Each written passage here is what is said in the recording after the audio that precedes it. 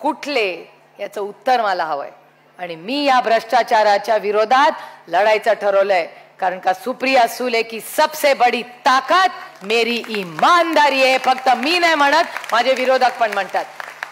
त्याच्यामुळे भावनाताई तुमचा आणि माझा सेम आहे. मला नाही भीती वाटत त्यांची.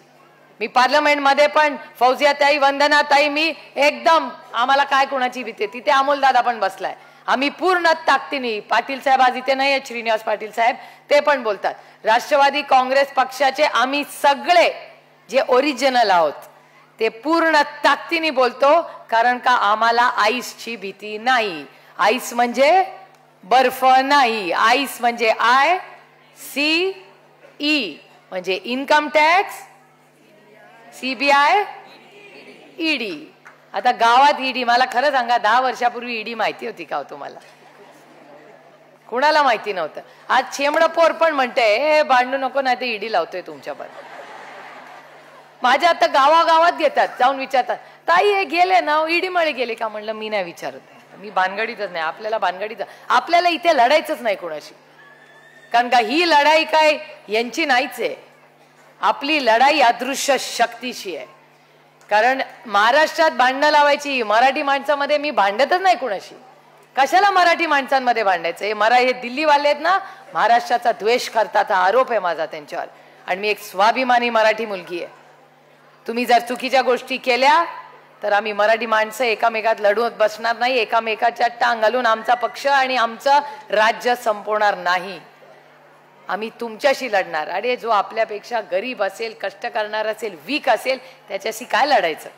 लढायचं असेल तर आपल्यापेक्षा ताकदवरवर लढा, त्याच्या लढण्यात मजा आहे. हो, त्यामुळे आपल्यापेक्षा ताकदवर कोण आहे? आज महाराष्ट्राचा द्वेष कोण करतं? आज महाराष्ट्राच्या विरोधात कोण आहे? तर ती अदृश्य शक्ती. आता ती कोण आहे काय मला माहिती नाही. महाराष्ट्राचे मुख्यमंत्रीच म्हणतात की अदृश्य शक्ती हा राज्य चालवतो. ठीक आहे, अदृश्य शक्ती आहे, ती कुठे आहे मला माहिती नाही. ती इथे आहे का दिल्लीत आहे का कुठे आहे मला माहिती नाही. पण या अदृश्य शक्तीच्या विरोधात लढायचं मी निर्णय घेतलाय. तुम्ही ठरवायचंय की या लढाईमध्ये तुम्ही काय करणार. आणि घाबरायचं तर अजिबात नाही. कोणाला घाबरायचं? आपण आपली बिलं भरतो, स्वतःच्या आयुष्यावर जिंकतो. कोणाचा 2 पैशाचा चहा कधी पेलो नाही, कधी कोणाला पाजला नाही. त्याच्यामुळे पूर्ण ताकदीने आज महिला, तुम्हाला सगळ्यांना खूप मोठी जबाबदारी आहे. कारण का अन्याय आपल्या सगळ्यांवर झालाय. मागच्या आठवड्यात तुम्ही पाहिलं असेल, निखिल वागळे त्यांची गाडी फोडली. लाज वाटली पाहिजे त्या भारतीय जनता पक्षाला. गाडी फोडली, असीम सरोदे बसलेत आणि ते वाचवणारी कोण होती माहितीये का? मला अभिमान वाटतो तुम्हाला सांगताना, राष्ट्रवादी काँग्रेस पक्षाची भक्ती नावाची मुलगी ती मध्ये आली आणि त्यांना वाचवलं. त्याचा ड्रायव्हर पण आपल्याच एक सहकारी होता. त्याला निखिल वागळे म्हणाले, बाबा कोण आहेस तू? तो म्हणला काळजी करू नका, मी पवार साहेबांचा कार्यकर्ता आहे, मी नाही दगड धोंड्यांना घाबरत. तो तशीच गाडी नेली. आज निखिल वागळे स्वतः म्हणतात की आज मी आणि असीम सरोदे जिवंत आहोत.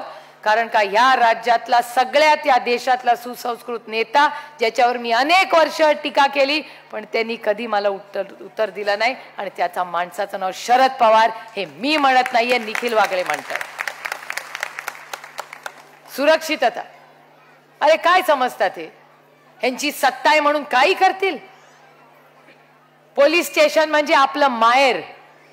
RR आबा या राज्याचे गृहमंत्री होते. प्रत्येक महिलेला तिचा अधिकार होता की कोणी तुला काही बोललं, पोलीस स्टेशनला सांग तू RR पाटलाची बहीण आहेस, पोलीस तुझा न्याय करून देईल. आणि आज पोलीस स्टेशन मध्ये काय होतंय? तर लोक बंदुकी घेतायत आणि एकामेकाला गोळ्या मारतायत. बघितलं का नाही सगळ्यांनी व्हिडिओ? मग आपल्याला RR पाटलांचं राज्य हवंय का देवेंद्र फडणवीसांचं हे राज्य हवंय? हा निर्णय आपल्याला घ्यायचा आहे. हे सरकार काय माहितीये का? आपकी बार गोळीबार सरकार, असं हे सरकार आहे. गोळीबारच करतात ते, अजून काय करतात? त्याच्यामुळे या सगळ्या परिस्थितीमध्ये आपल्याला या सरकारच्या विरोधात प्रचंड लढायचंय. आणि ती लढाईमध्ये खूप मजा येणार आहे. याचं कारण जे जे आरोप त्यांनी आपल्यावर केले, आज ते डबल भारी त्यांच्यावर. कालचंच उदाहरण मी सांगते. काल त्यांनी एक मोठा प्रवेश घेतला. मला कोणीतरी विचारलं कसे काय गेले? म्हणलं उन्हाळा वाढलाय, आईसची गरज आहे सगळीकडे. त्याच्यामुळे आईसमुळे बरेच मूव्हमेंट होताना दिसते आपल्याला. आता या आईसच्या मूव्हमेंटमुळे मागच्या आठवड्यात एक व्हाईट पेपर, फौजियाताई, वंदनाताई अतिशय उत्तम पद्धतीने पार्लमेंटमध्ये काम करतात, त्या दोघींनी तो व्हाईट पेपर वाचलेला आहे. जे जे बघा हसतायत वंदनाताई, कारण का वंदनाताईंना माहिती आहे की ज्यांची नावं त्या व्हाईट पेपर मध्ये होती एक आठवड्यानी ते सगळे भारतीय जनता पक्षात आहेत. एक आदर्श ठरवलाय त्यांनी. ताई हसू नका, आदर्श म्हणजे मी आदर्श म्हणत होते, तुम्ही काहीतरी चुकीचा अर्थ काढताय आदर्शाचा. काय चांगल्याचे दिवसच नाही राहिले, भाषण कुठल्या शब्दांनी करायचं ही पण आता अडचण झाली आहे. आदर्श म्हणलं की तुम्ही दुसरा अर्थ करता, माझा तो आदर्श नव्हता, माझा एक आदर्श होता. त्यामुळे तो आदर्श शब्द त्या व्हाईट पेपर मध्ये होता. आणि नंतर आज काय आदर्श झाला तुम्ही बघितलं. आपण आदर्श बघतोय, चांगले चांगले कॅन्डिडेट्स आदर्श म्हणून त्यांच्याकडे बघत होतो. त्यांनी आज फॉर्म भरलेत बजाच आदर्शांनी. त्याच्यामुळे ही परिस्थिती अशी आहे, व्हाईट पेपर तसाच. आणि हीच संघर्ष म्हणजे भ्रष्टाचार, सगळ्या भ्रष्टाचाराचे आरोप जे झाले ते ऑफिशियल करण्याचं पाप जर कुठल्या माध्यमातून झालं असेल तर माझा आरोप आहे याचं कारण या सगळ्या वर्तमानपत्रात येत आहे की दोन पद्धतीने भ्रष्टाचार झाला. एक म्हणजे इलेक्टोरल बॉन्ड्स आणि दुसरं म्हणजे पेटीएम. त्यांनी ऑफिशियल केलाय भ्रष्टाचार.